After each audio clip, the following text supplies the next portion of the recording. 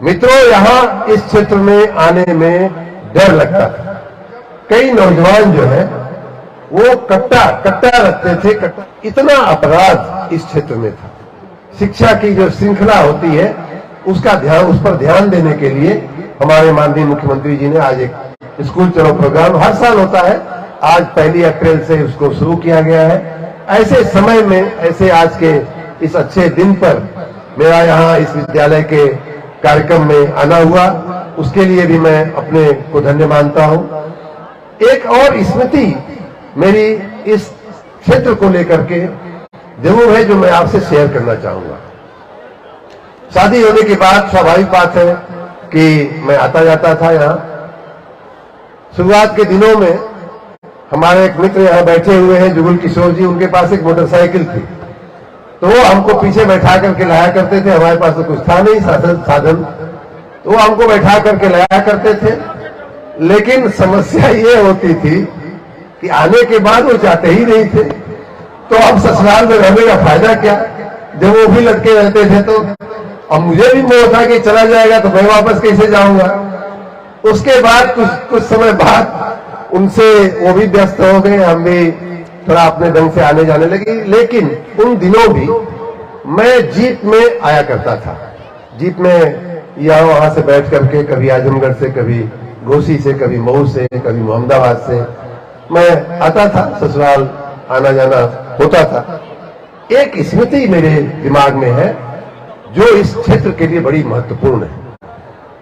मित्रों, उन दिनों 87-88 से लेकर के मैं पूरे एक दशक की बात कर रहा हूं, जब ये विद्यालय बना है तब की बात कर रहा हूं। जीप में आते हुए कई ऐसे वाकई मुझे याद है कि जब कई नौजवान जो है वो कट्टा रखते थे। कट्टा जिससे जो पिस्टल होती है उसका कट्टा, जो देसी वो नाम बोलते हैं कट्टा। कट्टे को कभी दाएं से निकाल के बाएं रखते, कभी बाएं से निकाल के दाएं रखते, जीप में बैठे हुए। ये दृश्य मैंने जीप में बैठे हुए मित्रों देखा है। कई लोग छुरा चाकू अपना खोल करके छुरा चाकू और बैठे बैठे अपना उसमें हाथ पर फिर घुमाते रहते थे और आपस में बातें भी करते थे कि आज फलनवा को ठीक करना है, कल ढमकवा को ठीक करना है, फलनवा ने हमको ऐसा कह दिया, फलनवा ने हमको इस दिन आंख दिखा दिया, हमारा ये कर दिया, हमारा वो कर दिया, अब उसको ठीक करना है। डर लगता था मित्रों, यहाँ इस क्षेत्र में आने में डर लगता था। उसके बाद एक तो और ऐसी घटना हुई कि हमारे ससुराल का जो जहां ये लोग रहते हैं उसी के आसपास हमारे एक दूर के रिश्तेदार की गोली मारकर हत्या हुई। इतना अपराध इस क्षेत्र में था। पूरे एक दशक की बात कर रहा हूं मैं। इतना अपराध था और उसके बाद भी होते रहे, उसके बाद भी अपराध होते रहे। ऐसे समय में जहां जिस क्षेत्र को अपराध के लिए जाना जाता था, जिस क्षेत्र में रोज गोली, बंदूक, कट्टा और चाकू चलने की वारदातें एकदम सामान्य वारदातें हुआ मानी जाती थी। चाकू वाकू चलना तो पुलिस स्टेशन में आप जाइए लिखाने तो लिखते भी नहीं थे पुलिस वाले, ये कोई घटना हुई, जब तुम्हारी जान तो बची हुई है, तुमको कुछ हुआ नहीं, कुछ को हल्की खरोच लगी है, जाओ भागो यहाँ से, जाओ दवाई करो अपनी।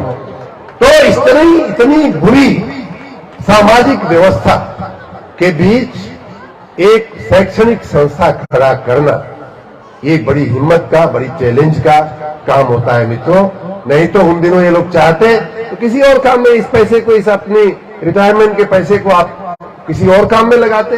बेटे को 5 लाख रुपया किसी जगह दे करके अपने उसको नौकरी लगवा देते।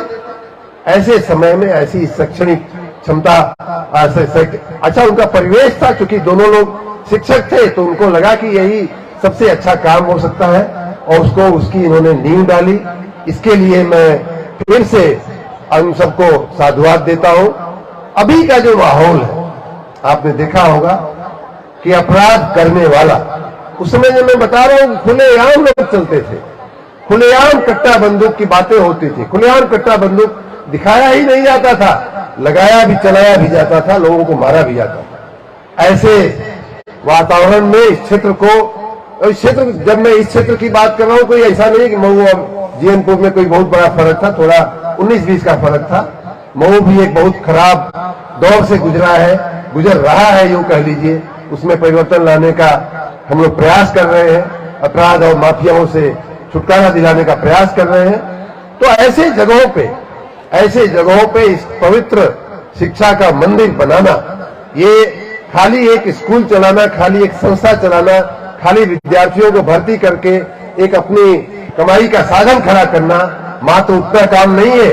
इस समाज को, इस क्षेत्र को एक नया मोड़ देने का काम है मित्रों। और ये काम मैं इस स्कूल की जब नींव पड़ी थी, मैं उस समय भी इसका साक्षी हूं। माननीय मलिक मसूद जी जैसे लोगों को मैंने देखा है कितना, माननीय पंचानंद राय जी थे उस समय जिंदा थे, उन लोगों ने बड़ी मदद किया है, बड़ा इनका प्रोत्साहन किया। उनको भी याद करना मेरे ख्याल से मैं अपने ससुराल के परिवार की ओर से उनका भी मैं धन्यवाद करता हूं।